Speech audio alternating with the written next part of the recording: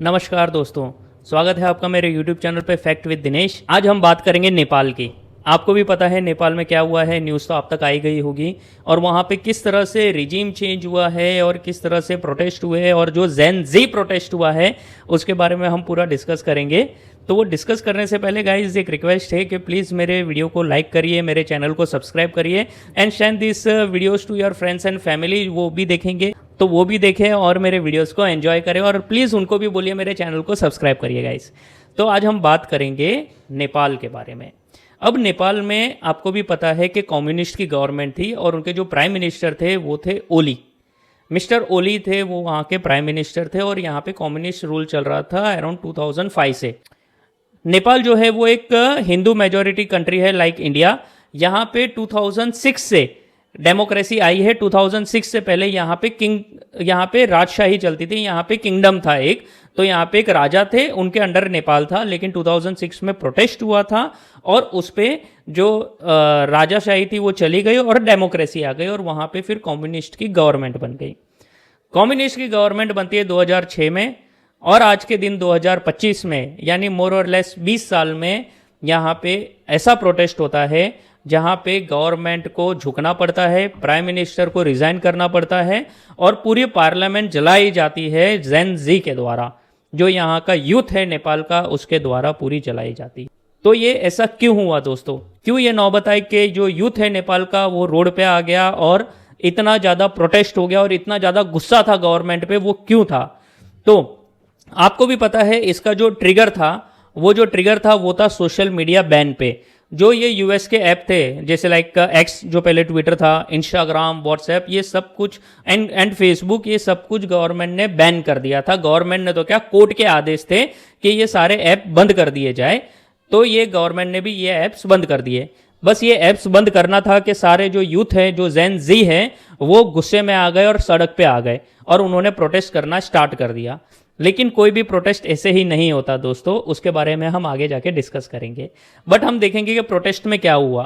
कल जो प्रोटेस्ट हुआ वो काफ़ी ज़्यादा घमासान प्रोटेस्ट हुआ और काफ़ी वायलेंट प्रोटेस्ट हुआ और अराउंड 21 से 22 जो यूथ थे, जो यंग लड़के थे, उनको मार दिया गया। बिकॉज ये शूट एंड साइट के ऑर्डर थे कि जैसे ही देखे उनको गोली मार दो। तो पुलिस ने वहाँ पे अंधाधुंध फायरिंग की जिसमें 22 लोगों की जान चली गई और 100 से ज़्यादा इंजर्ड हो गए।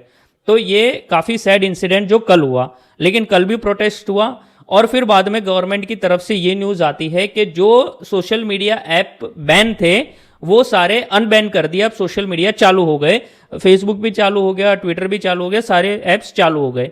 तो ये प्रोटेस्ट रुक जाना चाहिए था, लेकिन ये प्रोटेस्ट रुका नहीं और ज़्यादा बढ़ गया। क्यों? क्योंकि ये गवर्नमेंट के अगेंस्ट लोगों का पहले से गुस्सा था। क्यों गुस्सा था? ये गुस्सा था करप्शन को लेके, ये गुस्सा था अनएम्प्लॉयमेंट को लेके, ये गुस्सा था कि इनके जो मिनिस्टर्स के बच्चे हैं वो बाहर जाके फॉरेन्स में पढ़ रहे हैं, लेकिन यहाँ के जो यूथ थे उनको एजुकेशन प्रॉपर नहीं मिल रही थी, ना उनको जॉब मिल रही थी। तो ये करप्शन देख के जो यूथ था वो काफ़ी गुस्से में पहले से था और उनको जो ट्रिगर चाहिए था वो ट्रिगर मिला सोशल मीडिया ऐप बैन से और वहाँ से ये पूरा इशू हुआ। तो जैसे ही अनबैन किया तो लोगों ने बोला कि नहीं, अब हम आ गए हैं सड़क पे, अब तो प्राइम मिनिस्टर को यहाँ पे हटाना ही पड़ेगा। तो यहाँ से प्राइम मिनिस्टर ओली के अगेंस्ट भी ये स्टार्ट हुआ और आज के दिन वो लोगों ने पूरा पार्लियामेंट जला दिया और इतना भयंकर प्रोटेस्ट हुआ कि जो प्रेसिडेंट है और जो प्राइम मिनिस्टर है वहाँ के, उनको रेजिग्नेशन देना पड़ा। और जो वहाँ के फिनेंस मिनिस्टर है, ये देखेंगे जो वहाँ के फिनेंस मिनिस्टर है वहाँ पे लोग कैसे मार रहे हैं उनको और कैसे भगा रहे हैं। ऑल्दो ये केक बढ़िया थी, बट कैसे मार रहे हैं और उनको भगा रहे हैं। तो इस तरह से वायलेंट प्रोटेस्ट हुआ और अनफॉर्चुनेटली जो मिनिस्टर्स के घर थे वो भी जलाए गए और उसमें जो एक्स प्राइम मिनिस्टर था नेपाल का, उनकी वाइफ की डेथ हो गई है जल के, जिनका नाम है राजलक्ष्मी चित्रकार। उनकी अनफॉर्चुनेटली डेथ हो गई है जल के। तो वायलेंट तो प्रोटेस्ट होना चाहिए बट इतना वायलेंस भी नहीं होना चाहिए। बट ठीक है, ये जब अनकंट्रोलेबल भीड़ हो जाती है तो कोई देखता नहीं है कि कौन क्या कर रहा है और इस तरह से ये पूरा वायलेंट प्रोटेस्ट हुआ।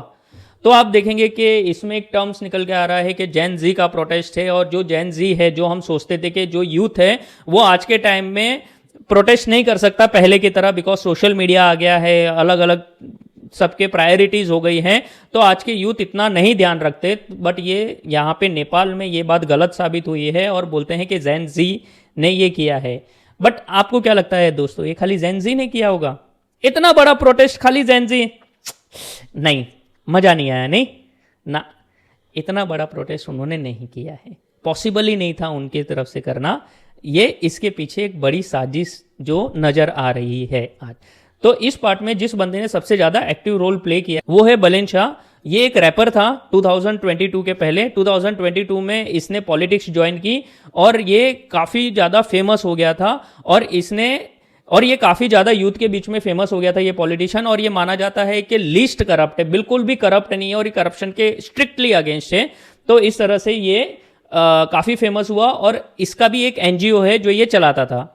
तो इसमें क्या था कि जो नेपाल की गवर्नमेंट थी ना वो काफी ज्यादा करप्ट थी, और कम्युनिस्ट का ये होता ही है, जब तक ये लोग सत्ता में नहीं आते तब तक इतनी बड़ी बड़ी बात करेंगे, इतने ज्यादा लुभावने वादे देंगे कि आपको लगेगा they are the best, communist are the best. लेकिन जैसे ही सत्ता में आते हैं उनके पास सारे जो वर्क करने के जो काम होते हैं, जो भी माइंड होता है, वो सब कुछ खत्म होता है उनका।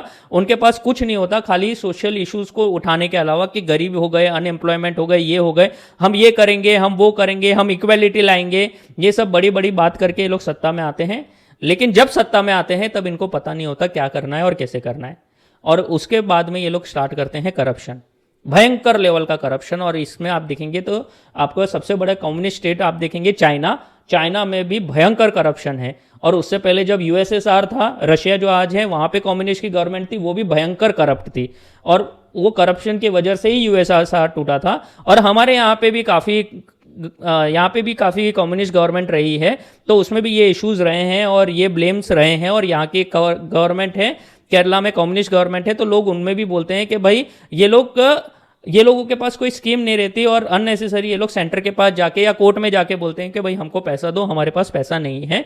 तो ये सब इश्यूज रहे हैं। मैं अभी करप्शन के ब्लेम किसी पे नहीं लगा रहा हूँ इंडिया में, बट मैं ये बोल रहा हूँ कि इनका गवर्नेंस इतना अच्छा नहीं रहता कम्युनिस्ट का एज कंपेयर टू अदर्स। खाली ये लोग बड़े लुभावने वादे देके आते हैं। तो ये हुआ और उसमें करप्शन वहां पे भयंकर रूप से बढ़ता गया। और ओली ऐसा प्राइम मिनिस्टर था जो इंडिया के अगेंस्ट था। अब इसमें आप देखेंगे वो इंडिया के अगेंस्ट था, उसने उत्तराखंड के कुछ पार्ट अपने नेपाल के मैप में ऐड कर दिए थे, जिसको ग्रेटर नेपाल बोला था। जो लिपू लेक है उत्तराखंड का, वो भी बोल दिया कि नेपाल का हिस्सा है। तो इस बात पे काफी इंडिया ने भी प्रोटेस्ट किया था कि भाई आप ऐसा हमारा हिस्सा है, ये आप ऐड नहीं कर सकते। लेकिन उसमें थी बड़ी जो थी, तो वो ऐड किया उसने। और ओली एक ऐसा प्राइम मिनिस्टर है और एक लौता प्राइम मिनिस्टर है नेपाल का जिसने इंडिया एक बार भी विजिट नहीं किया एज ए प्राइम मिनिस्टर। ये भी एक देखने वाली बात है। और वो इंडिया के अगेंस्ट था और वो हिंदू के अगेंस्ट भी था। जैसे देखेंगे नेपाल एक हिंदू राष्ट्र था पहले, राजाशाही से पहले, 2006 से पहले। और ये 2006 में किसने प्रोटेस्ट कराया था और कांग्रेस का क्या हाथ था, वो भी एक बड़ी कहानी है कि कैसे कांग्रेस की हेल्प से यहाँ पे राजाशाही हटी और कम्युनिस्ट गवर्नमेंट आई। वो भी एक बड़ी कहानी है, वो मैं आपको फिर से बाद में बताऊंगा। तो आप देखेंगे कि काफी ज्यादा एंटी हिंदू भी था ओली। वो राम भगवान को मानने से मना कर दिया था, उसने राम भगवान का अस्तित्व मानने से मना कर दिया था, जैसे हमारी प्रीवियस गवर्नमेंट करती थी। और गया को भी उसने मानने से मना कर दिया था। तो उसके काफी कंट्रोवर्शियल थी रिलीजन को लेके, बिकॉज वो कम्युनिस्ट था। तो यहाँ पे जो ये बुलंद शाह था, ये एक एनजीओ चलाता था और ये पॉलिटिकली भी एक्टिवेट था। और ये 2024 में यूएस एम्बेसडर से मिला भी था। और उसके बाद से ही ये इसने स्टार्ट कर दिया था सोशल मीडिया पे अगेंस्ट द गवर्नमेंट, उसने उकसाना चालू कर दिया था और प्रोटेस्ट और ये सब चालू कर दिए थे। और वो धीरे धीरे बढ़ता गया था। और ये काठमांडू का मेयर भी है ये बंदा बुलंद शाह। तो उसमें देखेंगे कि सबके पीछे ये बुलंद शाह का नाम आ रहा है कि यही जो है इसने पूरा ऑर्केस्ट्रेट किया था, पूरा नैरेटिव सेट करके ये पूरा प्रोटेस्ट करवाया था और जो ये वायलेंट रूप लेके पूरा चेंज करवा दिया। तो इसमें एक भी ये आता रहा है कि भाई यूएस ने तो नहीं कराया, ये यूएस की रेजिम चेंज ऑपरेशन यहाँ तो नहीं पहुंच गई है। पूरा इंडिकेशन लग रहा है कि जैसे बांग्लादेश में रेजिम चेंज कराई थी यूएस ने, वैसे ही यहाँ पे भी रेजिम चेंज कराने का लग रहा है, क्योंकि ओली कम्युनिस्ट था और वो चाइना के ज़्यादा नज़दीक था। तो यूएस का हाथ इसमें दिख रहा है कि इसने कहीं सेकेंड बांग्लादेश तो नहीं बना दिया। ये भी एक कंसर्न का सब्जेक्ट है।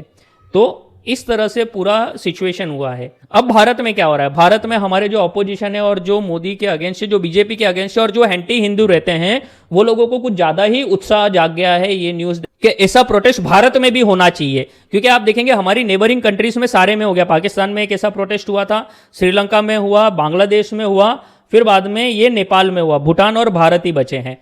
तो ये चाहते हैं कि भारत में भी ऐसा प्रोटेस्ट हो जिससे गवर्नमेंट यहाँ की टॉपल हो जाए और मोदी जी रेजिग्नेशन दे दे। इनकी ताकत नहीं है मोदी जी को ऐसे हराने की, तो अब वो इस तरह से एनआरकी लाके हराना चाहते हैं और ये ट्राई कब से कर रहे हैं। आपने जो सीएए का प्रोटेस्ट भी देखा था, जो ड्रामा हुआ था शाहीन बाग और दूसरी जगह पे, वो भी एक ऐसे रिजिम चेंज का ऑपरेशन था। और अगर आप देखेंगे कि जो ये फार्मर प्रोटेस्ट हुआ था सो कॉल्ड, वो भी इसी तरह से एक ऑपरेशन था। लेकिन भारत इतना बड़ा है और हमारा जो ट्रस्ट है, जो कॉमन इंडियन का जो ट्रस्ट है मोदी पे, वो ये सब चीज रोक रहा है। जो मोदी जी की स्ट्रेंथ है वो है आज का यूथ और आज का इंडियन, जिसको पता है कि ये बंदा करप्ट नहीं है, ये बंदा नेशनलिस्ट है और ये बंदा देश के लिए सोच रहा है। इसीलिए ये लोगों के जो इंडिया में रेजिम चेंज कराने के ऑपरेशन है वो अगेन एंड अगेन फेल हो रहे हैं। और यूएस ने जितना भी ट्राई कर लिया और चाइना ने जितना ट्राई कर लिया, वो रेजिम चेंज नहीं करा पाया। जितना भी एंटी इंडिया ऑपरेशन चला यहाँ पे रेजिम चेंज का, A to Z सब ट्राई कर लिया, लेकिन इंडिया पे नहीं चला। और अब ये लोग नेपाल का एग्जाम्पल लेके इंडिया में भी ड्रामा करना चाह रहे हैं। और इनके कुछ लोग इतने बेशरम हैं, इतने बेशरम हैं इनके सपोर्टर्स। और ये आप देखेंगे कि जो हमारी ये विंग कमांडर थी रही, जो अपने एयरफोर्स में थी पहले, जो अब कांग्रेस पार्टी की है, वो बोल रही है कि साड़ी में भागना नहीं पाएगा। एग्जाम्पल दे रही है जो नेपाल के फाइनेंस मिनिस्टर है, जिनको भगा के मारा था, तो वो हमारे निर्मला सीतारमन जी को ये टॉन्ट मार रही है कि साड़ी पे भागना नहीं पाएगा। आप देखो किस तरह से ये लोगों का लेवल है।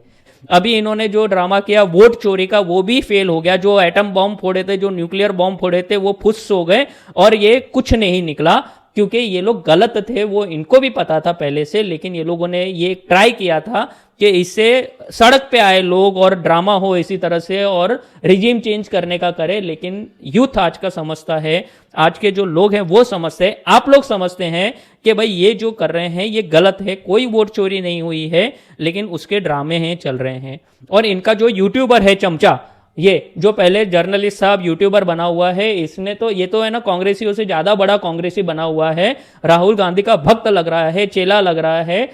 राहुल गांधी के पैर के धुले हुए पानी को पी के इसकी सुबह होती है, ये ऐसा लग रहा है। और इस तरह से ये यूट्यूबर बौखला गया है और इसने राहुल गांधी को भी क्रेडिट देने का ट्राई किया नेपाल के प्रोटेस्ट से। तो ये इसका लेवल है। तो आप ये बहकावे में मत आइएगा दोस्तों। हमारा भारत देश में भी, हमारे भारत देश में भी ट्राई चल रहा है कि रिजीम चेंज हो, लेकिन हम हमारे देश के साथ हैं। हमें हमारे देश को बर्बाद नहीं करना जैसे ये लोग लगे हुए हैं हमारी नेबरिंग कंट्रीज में। हमारी जो इकोनॉमी है वो 4.3 ट्रिलियन है। हम थर्ड लार्जेस्ट इकोनॉमिक बनने जा रहे हैं पूरे वर्ल्ड में। हमारे यहाँ पे गूगल है, मेटा है, पूरे वर्ल्ड की सबसे बड़ी कंपनीज हमारे यहाँ पे हैं। हम टेक्नोलॉजिकली एडवांस हो रहे हैं। हमारे यहाँ पे सेमीकंडक्टर बन रहा है, हमारे यहाँ पे एयरक्राफ्ट बन रहे हैं, हमारे यहाँ पे एयरक्राफ्ट के इंजन की टेक्नोलॉजी डेवलप हो रही है, हमारे यहाँ पे अलग अलग इंफ्रास्ट्रक्चर के प्रोजेक्ट्स चल रहे हैं। हम जो यूपीआई है वो पूरे वर्ल्ड में लीड कर रहे हैं यूपीआई में, ऑनलाइन पेमेंट में। आज का जो इंडिया है वो बहुत आगे चल रहा है। हमारी जीडीपी ग्रोथ 7.8% है। इतना टैरिफ लगने के बाद भी हम लोग आज खड़े हुए हैं अपने दम पे।